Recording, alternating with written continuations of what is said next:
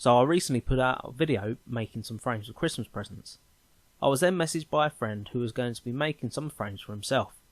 However, he was having a bit of an off day and asked me for some help working out the measurements. Now this is a good question, and I thought it would be even better if I made a little video showing you how I work out all of my sizes for cutting. The trick here is simple. I didn't work anything out. Well, not in terms of pen and paper anyway. I used my favourite piece of designing software, SketchUp. So when making a frame, there are two things you need to know. One, how big is the piece of glass you'll be using? In this case it was 10 by 8 inches. And two, how wide do you want the frame pieces to be? And in this case it was 50mm. Firstly, I'm going to draw a square the size of my glass.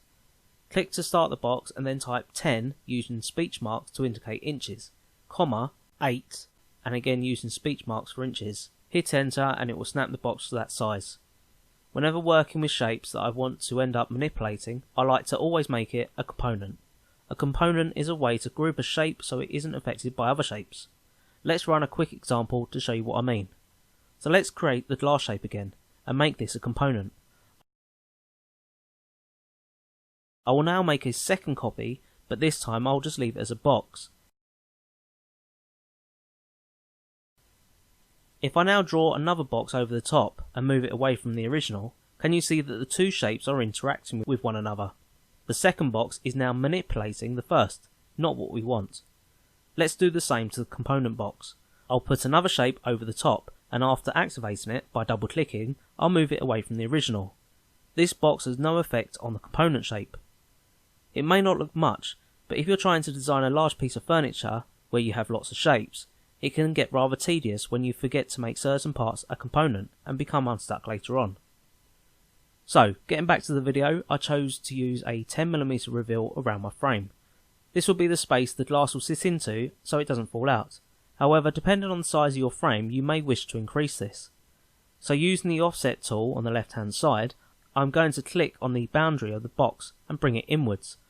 Without clicking again, I can simply type 10, and seeing as my SketchUp is set to millimeters, it will move to that measurement. Now I have the internal dimensions, let's look at the external. Now clicking on the internal measurement, again using the offset tool, move outwards and enter 50, being the width for my stop that I'm going to be using. With the internal and external measurements made, I can now use the line tool to connect the corners together. Don't forget I'm going to be connecting the internal box to the external box. The one in the middle is just the reveal.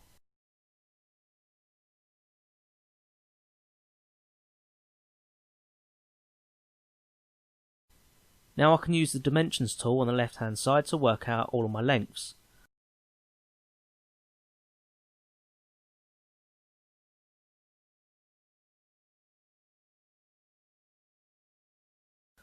I can then either print this off or save it as an image so I can take it into the workshop and cut my lengths.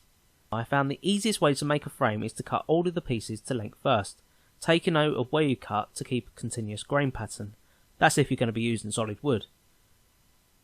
I can then set the miter saw to 45 degrees and cut the ends. Seeing as I've already cut the pieces to length, all I want to make sure of is that I'm cutting the miter at the outermost edge. In the original video I'd glued a stop block to my saw bed. I found this spot by placing one of the sides down, then eyeing the saw blade so it was touching the corner of the wood. Then I can just keep making repetitive cuts each and every time. No jigs, no funny measuring formulas, just simple design and cutting. Don't forget what I keep saying. Don't work harder, work smarter. I hope you've enjoyed this one. Make sure to click that subscribe button along with the bell icon so you can keep up to date with all of my latest videos. Until the next time, stay safe and create something awesome.